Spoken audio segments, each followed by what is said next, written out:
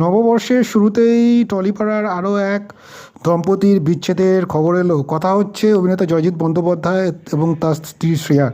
মূলত গত দীর্ঘ ২ বছর ধরেই নানান রকম জল্পনা ঝুলছিল টলিপাড়া জুড়ে জয়জিৎ এবং শ্রেয়ার সম্পর্কের সমীকরণ নিয়ে, কিন্তু সেভাবে প্রকাশ্যে কেউই তাদের এই সম্পর্ক নিয়ে কিছু বলতে চাননি, সম্পর্কের নিয়ে কাদা ছাড়াছাড়ি করেননি।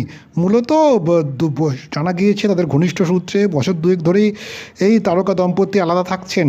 তবে তা নিয়ে তারা প্রকাশ্যে কিছুই কখনো বলতে চাননি।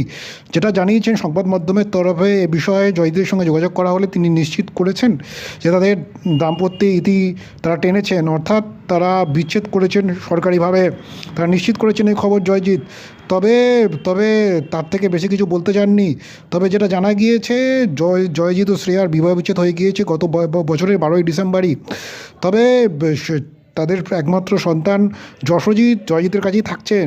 মূলত জয়জিৎ নাকি তার ছেলের গায়ে তাদের দাম্পত্যের যে বিচ্ছেদ, সেই বিচ্ছেদের কোনো আঁচই লাগতে দেননি।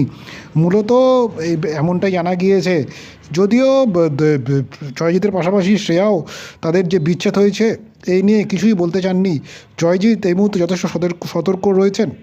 তাদের পুত্র যশোজিতের গায়ে যেন শ্রেয়া এবং জয়জিতের এই দাম্পত্যের যে বিচ্ছেদ হয়েছে সেই আর যেন গায়ে না লাগে। সব মিলিয়ে বছরের শুরুতেই মন খারাপ করার খবর, টলিউডে আরও এক দম্পতির বিচ্ছেদ হয়ে গেল।